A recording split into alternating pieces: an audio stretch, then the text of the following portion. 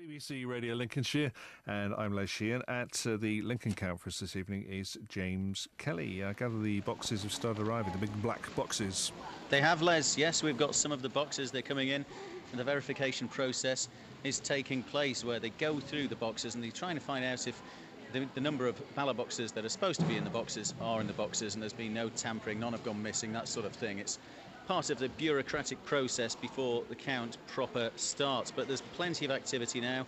The room is filled up. There must be 150 people in the room, and I've seen just in the last couple of minutes some of the BNP representatives. They've come in with their rosettes, and as I said, there's 12 BNP candidates standing in this local election. All the seats are up, all 33 rather than the third, which was last year.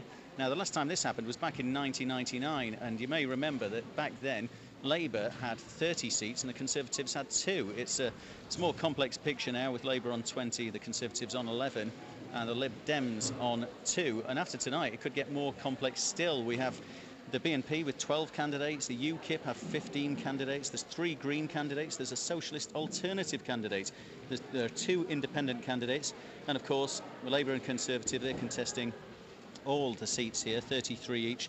Liberal Democrats have 11 candidates. So at the end of the night, it could be a completely different picture. We could have a different council.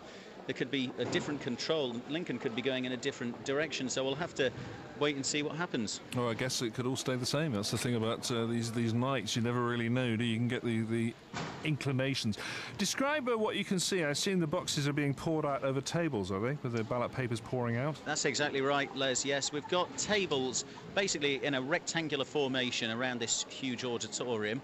And what's happening, there's people sitting at all these tables, and they're pouring out the papers onto the tables. They're looking at them, they're flattening them out, and they're basically verifying that the number of ballot papers in the boxes is as what's been chalked on the side. So there's been no alteration, there's nothing amiss, and then they can go on and get on with the counting proper. But we've got it's mainly women around these tables, and they're all sort of beavering away, getting these ballot papers out of the boxes, putting them into neat piles, putting elastic bands around them. And then at other tables, there are people sitting around waiting for paper to come their way. All of these tables have the names of the wards on them, on a cardboard sign.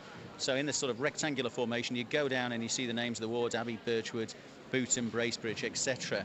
And down the right-hand side of the hall that I'm sitting in, I'm at the stage end. The seats that are usually filling this large hall are at the other end. They're all stacked up, and on my right there's a group of people, candidates, people looking at the activity, watching these ballot boxes as they come in from the polling stations across the city. And there are plenty of journalists here too. On my right we've got the TV, the people. We've got a couple of cameras set up, a light display. There's a chap from the Lincolnshire Echo in front of me with a huge camera. He'll be taking some pictures of the counting. And we're expecting, as the night wears on, more candidates to turn up, the leader of the council to turn up, and hopefully we'll get some indication of how confident or not they're feeling about the night's event. Of course, it is quite an important occasion as well. The returning officer is making sure it all goes okay. In fact, you had to sign all sorts of things before you were allowed in, didn't you? Well, yes. I've never been treated with so much suspicion since last time I went into the office, Les. Now, you have to fill in lots of forms to get here. There's confidentiality and secrecy, and everything's got to be done above board. And there was an announcement at the beginning of the proceedings here, before the counting, before the verification got underway, should I say, that accuracy is everything, not speed. So they're keen to make sure this is got right the first time, because if this is a long night, if this does go on to 2 o'clock or beyond, we don't want any recounts, because then it'll go further and further on into the night. So they're making sure they're going to get it right first time. What are the candidates doing at the moment? Well, of the candidates I've seen, some of them are peering over the tables, sort of watching the process take place. And it's always fascinating, this, because when you come to a count like this, after you've seen people shuffle lots of papers and put elastic bands around them once, you've seen it you've seen it 1,000 times.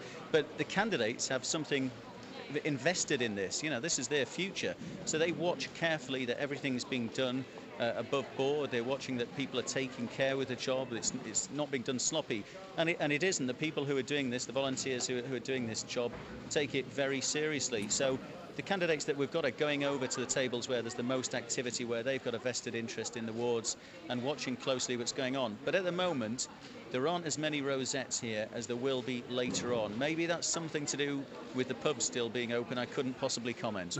I suspect not. I suspect they'll all be there watching what's going on and waiting for those results. OK, James, thanks very much. That's James Kelly, our reporter at the Drill Hall in Lincoln. We also have Nigel Hallam at South Holland.